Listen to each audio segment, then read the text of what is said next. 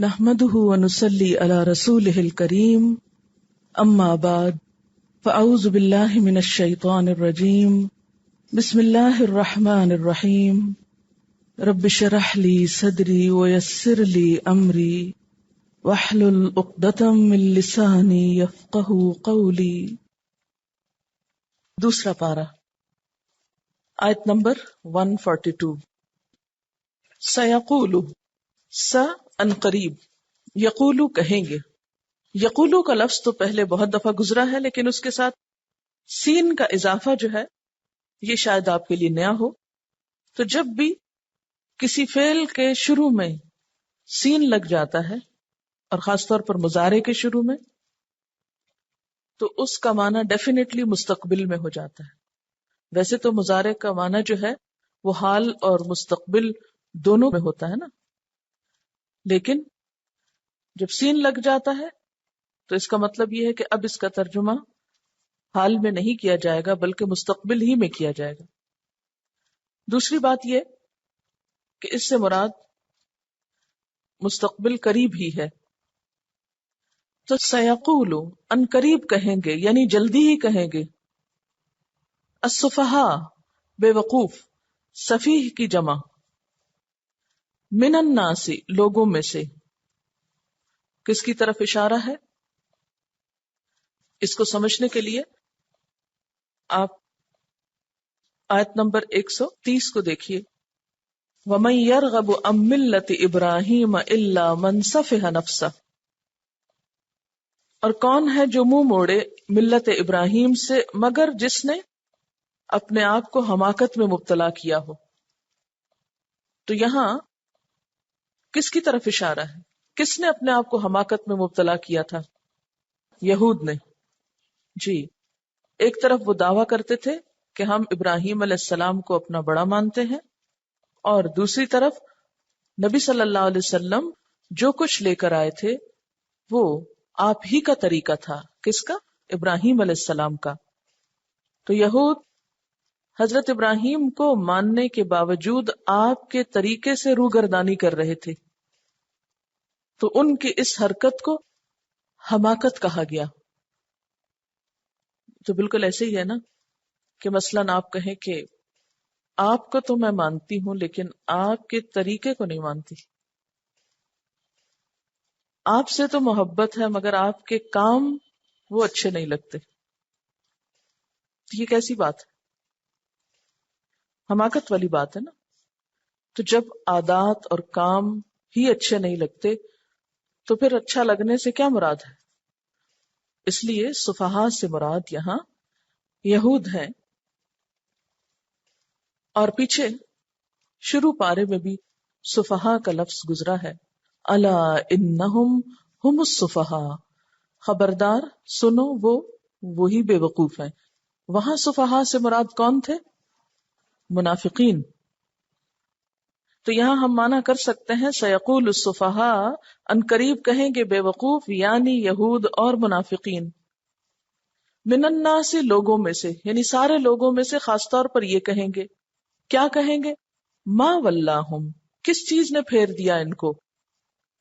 تو ما ویسے تو سوال کے لیے آتا ہے، لیکن اس میں بسا اوقات تعجب بھی پایا جاتا ہے یا استہزاء پایا جاتا ہے. استہزاء کا کیا معنی ہوگا؟ مذاق اڑانا. تو ما کا لفظ سوال کے لیے تو استعمال ہوتا ہے، لیکن بعض اوقات تعجب یا استہزاء کے لیے بھی ہوتا ہے. یہاں وہ استہزاء کر رہے ہیں بنیادی طور پر. کس چیز نے پھیر دیا ان کو؟ اعتراض کر رہے ہیں.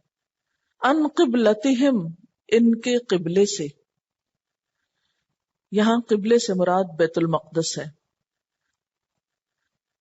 التی، وہ جو، کانو تھے وہ، علیہا اس پر، یعنی جس قبلے پر پہلے یہ تھے اس سے انہیں کس چیز نے پھیر دیا. قبلہ کا لفظ جو ہے قاف بے لام سے ہے. قبل کا معنی ہوتا ہے سامنے، کسی جگہ کی طرف رخ کرنا. تو جس چیز کی طرف رخ کیا جاتا ہے وہ کدھر ہو جاتی؟ سامنے ہو جاتی ہے نا وہ. التی وہ جو کانو تھے وہ علیہا جس پر، یعنی جس قبلے کی طرف یہ پہلے تھے اس سے انہیں کس چیز نے پھیر دیا. قل کہہ دیجئے للہ المشرق اللہ کے لیے ہے مشرق، والمغرب اور مغرب، یہدی ہدایت دیتا ہے، من یشاء جس کو وہ چاہتا ہے. کون چاہتا ہے؟ اللہ تعالی. اور بعض نے کہا من سے مراد جو شخص چاہتا ہے، یعنی جو کوئی چاہتا ہے کہ سیدھے رستے کی طرف جائے تو اللہ تعالیٰ بھی اس کو ہدایت دے دیتا ہے. تو ہدایت کا تعلق پھر کس سے ہوا؟ انسان کی اپنی خواہش پر. اگر آپ چاہتے ہیں کہ آپ کو سیدھا رستہ ملے تو اللہ تعالیٰ بھی دکھا دے گا، اور اگر آپ ہی نہیں چاہتے اور ساری دنیا مل کر چاہے تو ان کے چاہنے سے کچھ نہیں ہوتا. الی صراط مستقیم، طرف سیدھے راستے کے. وَكَذَلِكَ اور اسی طرح جعلناکم بنایا ہم نے تم کو. ہم کون ہیں؟ اللہ تعالی. کم کون ہے؟ مسلمان. کیا بنایا؟ امتن امت، وسطن وسط. وسط جو ہے یہ ولد کی طرح بولا جاتا ہے، وسط نہیں بولا جاتا. وسط کہتے ہیں معتدل کو. بنیادی طور پر وسط کا معنی ہوتا ہے درمیانی. اردو میں بھی استعمال ہوتا ہے نا اوسط درجے کی، تو اس کا کیا معنی ہوتا ہے؟ درمیانے درجے کی، وسطی، درمیانی. واسطہ کس کو کہتے ہیں؟ درمیان میں کوئی چیز ڈالنا. تو جو چیز درمیانی ہوتی ہے وہ بہترین ہوتی، اس لیے وسط کا معنی بہترین بھی کیا گیا ہے. تو دو معنی ہو گئے، ایک درمیانی معتدل اور دوسرے بہترین. امتن وسطن یعنی بہترین امت. لتکونو تاکہ تم سب ہو جاؤ. کون؟ مسلمان. کیا ہو جاؤ؟ شہداء گواہ، شہید کی جمع. کس پر؟ علی الناس لوگوں پر. ویکون اور ہوں الرسول رسول علیکم تم پر شہیدن گواہ. تو ایک شہداء ہے اور ایک شہید، ایک جمع ہے اور ایک واحد. وما جعلنا القبلۃ اور نہیں ہم نے بنایا قبلے کو، التی وہ جو کنتا تھا تو، کون؟ حضور صلی اللہ علیہ وسلم. علیہا اوپر جس کے. تو یہاں کون سا قبلہ مراد ہے؟ بیت المقدس. الا مگر، لنعلم تاکہ ہم جان لیں، من کون، یتبع پیروی کرتا ہے، الرسول رسول کی، ممن اس سے جو، ینقلب پھر جاتا ہے. ینقلب قاف لام بے، قلب ایک حالت سے دوسری حالت میں بدلنا، رخ موڑنا. کون پھر جاتا ہے؟ رخ موڑ لیتا ہے، علی عقبیہ اپنی دو ایڑیوں پر. عقبی جو ہے اس کا روٹ ہے عین قاف بے، عقب. پاؤں کے پچھلے حصے کو کہتے ہیں ایڑی کو. تو ایڑیوں پہ پھرنے سے مراد کیا ہے؟ ایک تو مطلب یہ ہے کہ ایڑیوں کی طرف منہ کر لینا، یعنی مثلاً آپ کھڑے ہیں تو آپ ادھر مڑ جائیں جدھر آپ کی ایڑیاں ہیں. تو کیا مطلب بنے گا؟ بالکل ٹوٹلی پیچھے کو چلے جائیں، یعنی پورا رخ چینج کر لیں. کون پھر جاتا ہے، منہ موڑ لیتا ہے. ہاں اچھا. اور ویسے بھی آپ دیکھیں کہ بسا اوقات گھومنے کے لیے آپ کیا کرتے ہیں؟ ایڑیوں پہ گھومنا آسان ہوتا ہے نا. اگر آپ گول دائرے میں چکر لگانا چاہیں، یعنی تیزی سے مڑ جانا. وہ انکانت اور اگرچہ ہے یہ بات، لکبیرتن البتہ بہت بڑی، الا مگر علی الذین ان لوگوں پر، ہد اللہ جنہیں ہدایت دی اللہ نے. وما کان اللہ اور نہیں ہے اللہ، لیضیع کہ ضائع کر دے، ایمانکم تمہارے ایمان کو، ان اللہ بے شک اللہ تعالی، بالناسی ساتھ لوگوں کے، لرؤوف البتہ شفقت کرنے والا ہے، رحیم بہت رحم کرنے والا ہے. تفسیر کرتے ہیں. بسم اللہ الرحمن الرحیم. سيقول السفهاء من الناس ما ولاهم عن قبلتهم التي كانوا عليها قل للہ المشرق والمغرب یہدی من یشاء الی صراط مستقیم. نادان لوگ ضرور کہیں گے انہیں کیا ہوا کہ پہلے یہ جس قبلے کی طرف رخ کر کے نماز پڑھتے تھے اس سے یکا یک پھر گئے. اے نبی صلی اللہ علیہ وسلم ان سے کہو مشرق اور مغرب سب اللہ کے ہیں، اللہ جسے چاہتا ہے سیدھی راہ دکھا دیتا ہے. جیسا کہ آپ پیچھے قبلے کی تعمیر کے بارے میں حضرت ابراہیم علیہ السلام کا کردار پڑھ چکے ہیں، اور اس موقع پر آپ کو یہ بھی بتایا گیا کہ خانہ کعبہ کئی بار تعمیر ہوا، اور سب سے پہلی تعمیر فرشتوں نے کی تھی. قرآن پاک میں آتا ہے ان اول بیت وضع للناس للذی ببکۃ مبارکا، بے شک پہلا گھر جو لوگوں کے لیے رکھا گیا، وضع للناس، تعمیر کا لفظ نہیں آیا بلکہ کیا آیا، رکھا گیا. تو یوں لگتا ہے کہ فرشتوں نے اس کو ایک طرح سے اللہ تعالیٰ کے بتائے ہوئے نقشے کے مطابق رکھا. کہاں تھا وہ گھر؟ ببکۃ، مکہ میں تھا. کیسا تھا؟ مبارکن، برکت والا تھا. اور کیا تھا؟ وہدی للعالمین، سارے جہان والوں کے لیے ہدایت کا باعث تھا. پھر اس کے بعد حضرت آدم علیہ السلام جب دنیا میں تشریف لائے تو انہوں نے اس کو تعمیر کیا. تو اس سے کیا پتہ چلتا ہے کہ خانہ کعبہ وہ پہلی عمارت ہے جو دنیا میں بنائی گئی، اور یہ گویا انسانوں کے آنے سے پہلے دنیا میں موجود تھی. پھر سب سے پہلے انسان نے آ کر اس کو بنایا. تو گویا اللہ کا یہ گھر ہمیشہ سے مرکز عبادت رہا. حضرت آدم علیہ السلام سے لے کر ابراہیم علیہ السلام تک جتنے بھی پیغمبر آئے وہ سب کے سب اپنی عبادت کے وقت اپنا رخ خانہ کعبہ ہی کی طرف کیا کرتے تھے، اور انہیں اس گھر کی زیارت بھی نصیب ہوئی.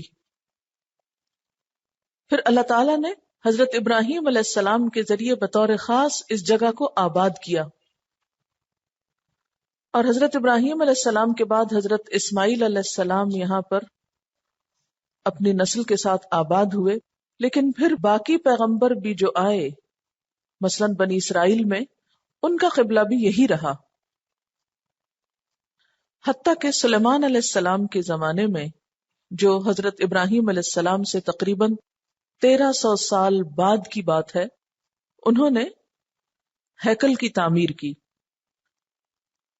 اور پھر بنی اسرائیل نے اس کو اپنا قبلہ بنا لیا، وہ ان کے قریب بھی تھا. تو یوں بنی اسرائیل اس کی طرف منہ کر کے نماز پڑھتے، اور بنی اسماعیل یعنی مکہ کے رہنے والے اپنی عبادات کے لیے مرکز خانہ کعبہ کو بناتے. چونکہ آپ صلی اللہ علیہ وسلم کی بعثت مکہ میں ہوئی، اس لیے آپ ابتدا سے ہی اس قبلے کی طرف رخ کرتے تھے اور اس کے قریب عبادت کرتے. لیکن جب ہجرت ہوئی، مسلمان مکہ سے مدینہ کی طرف آئے، تو آپ کے آنے سے پہلے یہاں پر یہود آباد تھے، اور وہ اپنی عبادات میں اپنا رخ بیت المقدس کی طرف کرتے. نبی صلی اللہ علیہ وسلم کو بھی وحی خفی کے ذریعے یہ حکم ہوا کہ آپ بھی ان کی موافقت کریں، اور یہ ان کے دلوں کو نرم کرنے یا تالیف قلب کا ایک ذریعہ تھا. وحی خفی اس کو بولتے ہیں، جس کا ذکر قرآن پاک میں نہ ہو لیکن نبی صلی اللہ علیہ وسلم کو وحی کے ذریعے، جبریل علیہ السلام کے ذریعے آپ کو حکم دے دیا جائے، لیکن اس کا ذکر بطور خاص قرآن پاک کی کسی آیت میں نہ ہو. وحی کی 2 قسمیں ہوتی ہیں، ایک وحی مطلوب اور ایک غیر مطلوب. ایک وہ جس کی تلاوت کی جاتی ہے، اور ایک وہ جس کی تلاوت نہیں کی جاتی لیکن اس کا حکم ہوتا ہے. لیکن چونکہ یہ اہل کتاب یا یہود کو بھی معلوم تھا کہ آخری نبی کا قبلہ خانہ کعبہ ہوگا، اس لیے نبی صلی اللہ علیہ وسلم اس کا انتظار بھی کر رہے تھے کہ اللہ تعالیٰ کا حکم آئے اور قبلے کا رخ دوبارہ خانہ کعبہ کی طرف کر لیا جائے. اس کے لیے تحویل قبلہ کا لفظ آپ استعمال کریں. تے ہے واو یہ لام تحویل. تحویل کا لفظ جو ہے حول سے نکلا ہے. حول کہتے ہیں آس پاس کو. تو آس پاس جو چیز ہوتی ہے وہ کس طرف ہوتی؟ صرف سامنے؟ چاروں طرف ہوتی ہے نا، گردش کرتی. تو یہاں پر تحویل قبلہ کا مطلب یہ ہے کہ اس کا گردش کرنا، یعنی گھومنا یا پھرنا. پہلے قبلہ خانہ کعبہ تھا، پھر کدھر گھمایا گیا؟ بیت المقدس کی طرف، پھر کدھر؟ واپس اسی طرف. یہ سرکل بن گیا نا، تو اس کو کیا بولیں گے؟ تحویل. ٹھیک ہے.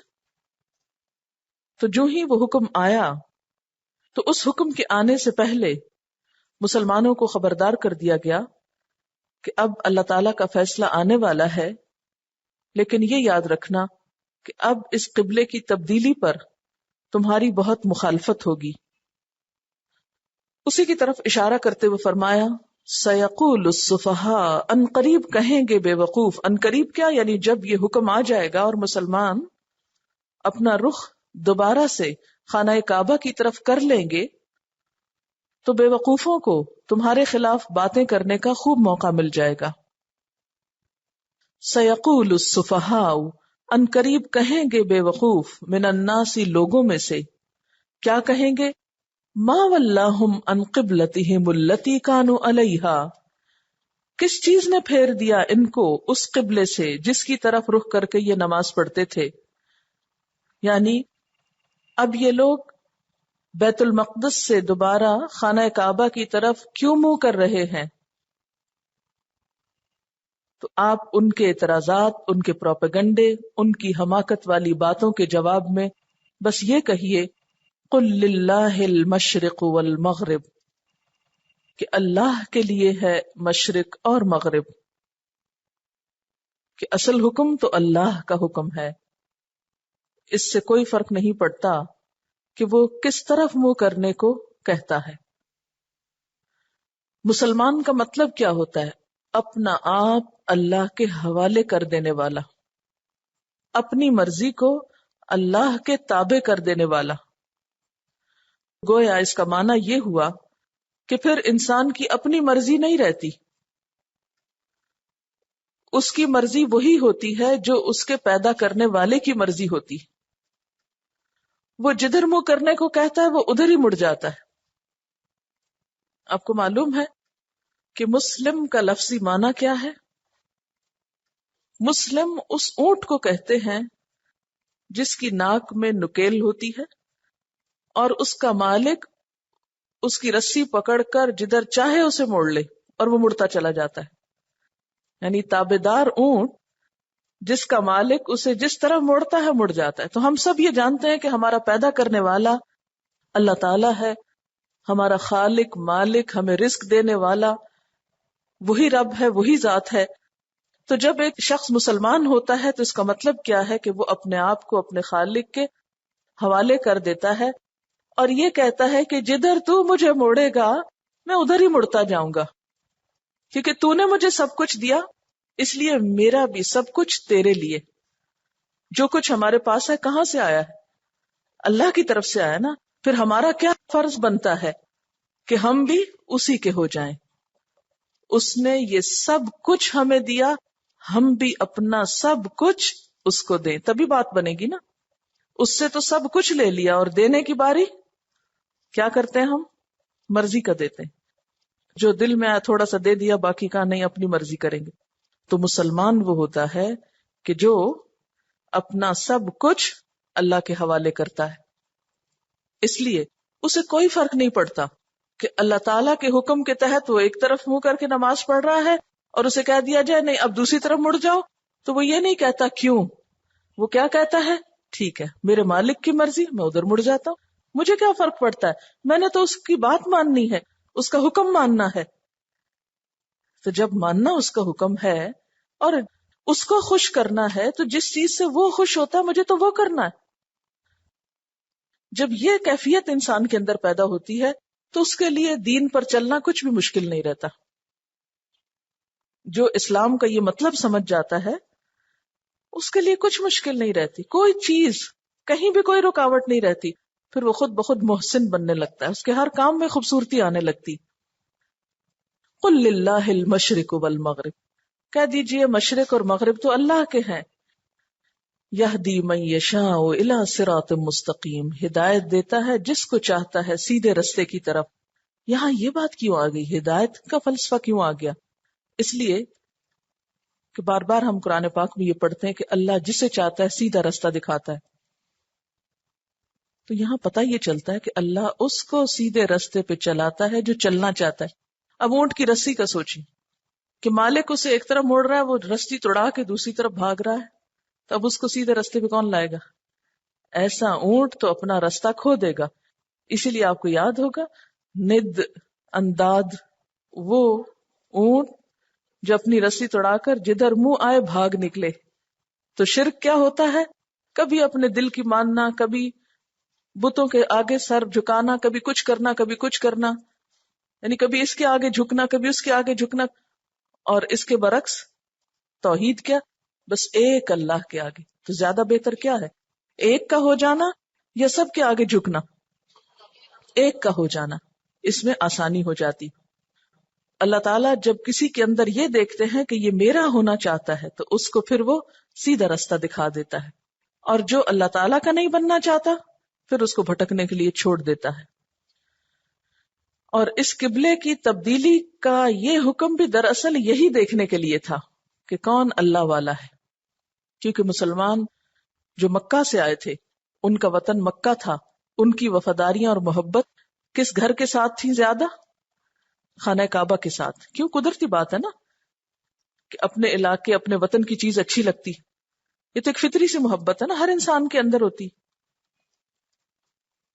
لیکن جو شخص اپنے آپ کو اللہ کے حوالے کرتا ہے نا، پھر وہ یہ نہیں دیکھتا میرا وطن، میرا علاقہ، میری جگہ، میرا گھر، نہیں. وہ یہ دیکھتا ہے کہ اللہ تعالیٰ کی رضا کس میں ہے، وہ ادھر کو مڑتا چلا جاتا ہے. اب جب وہ مکہ سے مدینہ میں آئے، انہیں حکم ملا قبلہ بدل لو. انہوں نے کہا اللہ کی خاطر گھر چھوڑ دیا ہے تو ایک رخ بدلنے میں کیا مشکل ہے. انہوں نے ادھر منہ کر لیا. اب کچھ عرصے کے بعد پھر کیا حکم ہو، اب دوبارہ ادھر منہ کر لو. انہوں نے کہا کیا مشکل ہے، ادھر منہ کر لیا. تو یہ دراصل ایک ٹیسٹ تھا، ایک امتحان تھا کہ کون اللہ کے لیے اسلام لایا ہے اور کون کسی دنیا کے فائدے کے لیے. اور پھر ساتھ وجہ یہ بھی بتائی گئی وَكَذَلِكَ جَعَلْنَاكُمْ أُمَّةً وَسَطًا، اور اسی طرح ہم نے تم کو بہترین امت بنایا. یعنی یہ قبلہ تمہیں بدل کر کیوں دیا جا رہا ہے؟ اس لیے کہ تم اب دنیا میں ایک بہترین امت کے طور پر سامنے آنے والے ہو. اور یہ ان کی کتابوں میں پیشن گوئیاں موجود تھیں کیا کہ جو آخری نبی ہوگا اس کا قبلہ خانہ کعبہ ہوگا. فرمایا کہ اب وہ وقت آ گیا ہے کہ جب بنی اسرائیل سے امامت کا تاج لے کر امت محمد صلی اللہ علیہ وسلم کو پہنا دیا جائے. پیچھے آپ نے دیکھا نا، مسلسل بنی اسرائیل کی بات تھی. اللہ تعالیٰ کے انعامات تھے اور ان کی نافرمانیاں تھی. نتیجہ کیا ہوا کہ اللہ نے انہیں جو فضیلت دی تھی، انہیں جو نعمت دی تھی، جب انہوں نے اس کی قدر نہیں کی تو اب کیا کیا؟ ان سے وہ نعمت لے کر کس کو دی جا رہی ہے؟ امت محمد صلی اللہ علیہ وسلم کو. اور ان کے قبلے کو اب ایک مرکز کی حیثیت دی جا رہی ہے. تو وَكَذَلِكَ جَعَلْنَاكُمْ أُمَّةً وَسَطًا، اور اسی طرح ہم نے تم کو امت وسط بنایا ہے. وسط کا کیا مطلب ہوتا ہے؟ درمیانی، دو چیزوں کے بیچ کی چیز. افراط و تفریق، غلو، ان تمام چیزوں سے پاک، معتدل. نبی صلی اللہ علیہ وسلم نے فرمایا خیر الامور اوسطها، سب سے بہترین کاموں میں سے وہ ہے جو اعتدال والا ہو. اور ویسے بھی آپ دیکھیں کہ مثلا عمر میں دیکھیں، بچپن اور بڑھاپے کے بیچ میں کیا ہوتا ہے؟ جوانی. تو یہ کون سی عمر ہوتی؟ بہترین. صبح اور شام کے بیچ میں کون سا وقت ہوتا ہے؟ دوپہر کا، جو سب سے زیادہ چمکدار اور کام کا وقت ہوتا ہے. اسی طرح ایک بخل ہوتا ہے اور ایک فضول خرچی ہوتی ہے، ان دونوں کے بیچ میں کیا ہوتا ہے؟ سخاوت ہوتی. بہترین صفت ہے. اسی طرح ایک بزدلی ہوتی ہے اور ایک بہت غسیلا ہونا ہوتا ہے، طیش میں آنا ہوتا ہے. ان دونوں کے بیچ میں کیا ہوتا ہے؟ شجاعت، جو بہادری ہوتی. اسی طرح تمام چیزوں میں جو اعتدال کا راستہ ہے، درمیانہ راستہ ہے، وہی بہترین راستہ ہے.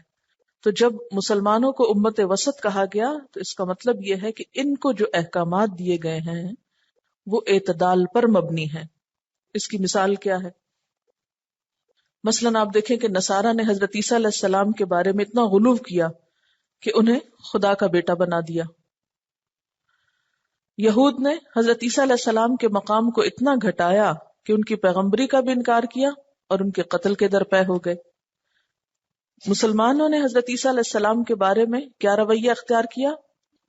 جو اعتدال پر مبنی تھا، کہ نہ تو وہ اللہ کے بیٹے ہیں اور نہ ہی ان کی پیغمبری کا انکار کیا، بلکہ ان کو نبی مانا. پھر اسی طرح امت وسط کو جو احکامات ملے، یعنی مسلمان امت کو، ہم لوگوں کو جو باقی احکامات ملے، ان میں بھی اعتدال ہے. مثلا یہود و نصارہ نے اپنے دین میں افراط و تفریط کر لی تھی، تو نبی صلی اللہ علیہ وسلم نے آ کر ان احکامات کو اعتدال کی راہ دکھائی. مثلا حائضہ عورت کے بارے میں یہود کا طریقہ کیا تھا کہ وہ اسے چھوتے بھی نہیں تھے اور اس کو گھر سے بالکل الگ کر دیتے اور اسے دیکھنا تک گوارا نہ کرتے تھے. نصارہ کے ہاں کیا تھا کہ وہ اس معاملے میں کسی بھی قسم کی پابندی کی ضرورت محسوس نہیں کرتے تھے. تو اسلام نے آ کر کیا کیا؟ اس کو بھی ایک اعتدال کی راہ دکھائی کہ نہ تو عورت کو بالکل ہی الگ کر دو کہ ہاتھ بھی نہ لگایا جائے، اور نہ ہی اس سے جسمانی تعلق رکھو، بلکہ ایک اعتدال والا تعلق جو ہے اس سے باقی رہے.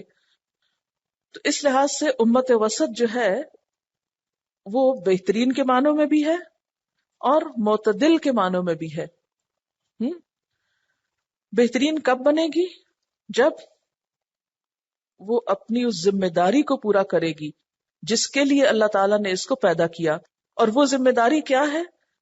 لِتَكُونُوا شُهَدَاءَ عَلَى النَّاسِ، تاکہ تم سارے انسانوں کے سامنے گواہ بن جاؤ. وَيَكُونَ الرَّسُولُ عَلَيْكُمْ شَهِيدًا، اور رسول تم پر گواہ بن جائیں. وآخر دعوانا ان الحمد للہ رب العالمین. سبحانک اللہم وبحمدک نشہد ان لا الہ الا انت نستغفرک ونتوب الیک. والسلام علیکم ورحمۃ اللہ وبرکاتہ.